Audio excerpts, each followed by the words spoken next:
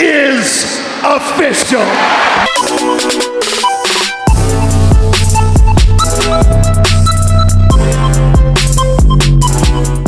Last week, Gunther launched a brutal attack on Nick Aldis, which is absolutely likely to have a price to pay for worse than the ring general thought. The return of Baron Corbin, who attacked Trick Williams and Canelo Hayes to insert himself into the United States Championship picture, was also among the last week's most adorable fun moments. So let's take a deep dive into how WWE has built up on these events in regards to last night. Kicking off things, Gunther came out to the ring to address attacking Nick Aldis last week. He blamed being mistreated since coming to SmackDown as his main reason. He complained about teaming with Sami Zayn tomorrow night before Adam Pearce came out and told him he had had enough. He informed him that if he and Sami win tomorrow, they will be added into the WWE title match at SummerSlam, making it a fatal four-way match. Cody Rhodes rushed in, but not for talking. He rushed to the ring and attacked Gunther. He challenged the ring general to a match for tonight, which Pearce was more than happy to acknowledge. This was a solid segment. It did not overstay its welcome, it had some action, and it hyped a big match this weekend. Oh no, we got fried onions here in Albany. Ditching into some action, Finn Balor squared off with Tala Tonga. Last Friday, Balor defeated Tama, so he was hoping to go 2 for 2 and end his rivalry. Tala wasted no time, size, and power to his advantage. He controlled the match from the moment the bell rang through the commercial break. But Finn started to make a comeback when the show returned. Here's the thing.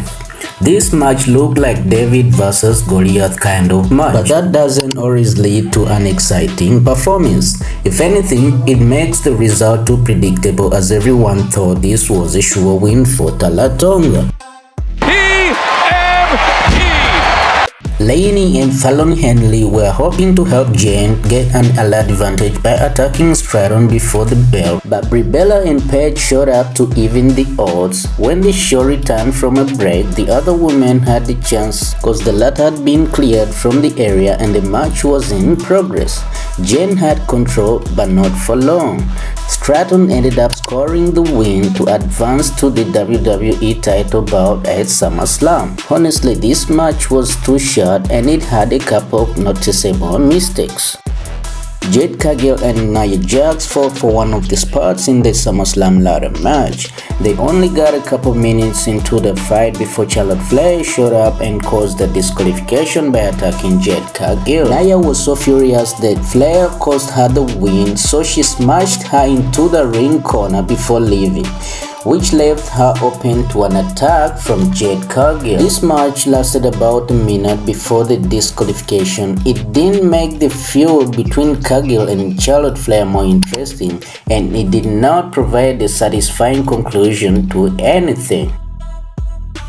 WWE is trying to rebuild the War Raiders, so it was nice to see them back on the main shows instead of being relegated to main event and AAA. The War Raiders last night squared off with Fraction in a very intensive matchup, just as we are supposed to break it down. Neither of these teams have been featured much in recent months, so it was nice to see them get a chance to show off a bit in this match.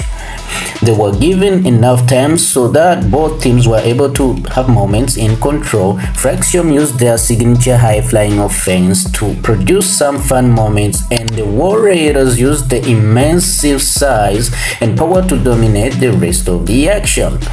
This was a big improvement over everything else we had seen up to this point in the show.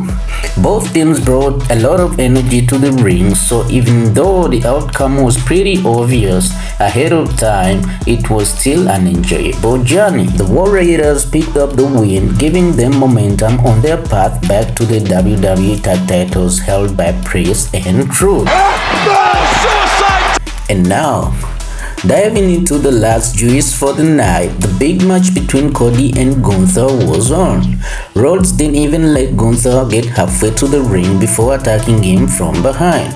They fought in the aisle and the ringside for a couple minutes before they got into the ring officially to start the match. When we returned from the break, see the ring general controlling the space, but the American Nightmare started to fly back and build a little momentum. CM Punk got into the mix to cheer on his tag partner for the weekend. When Sami showed up, all hell broke loose. These two men know each other very well, so they had no trouble making most of this match look good. Unfortunately, the match didn't have a conclusive ending thanks to Sami Zayn and Punk getting involved into the mix. So if you're having Sami and Gunther beat Punk and Cody, that means we are heading to a fatal 4-way match at SummerSlam.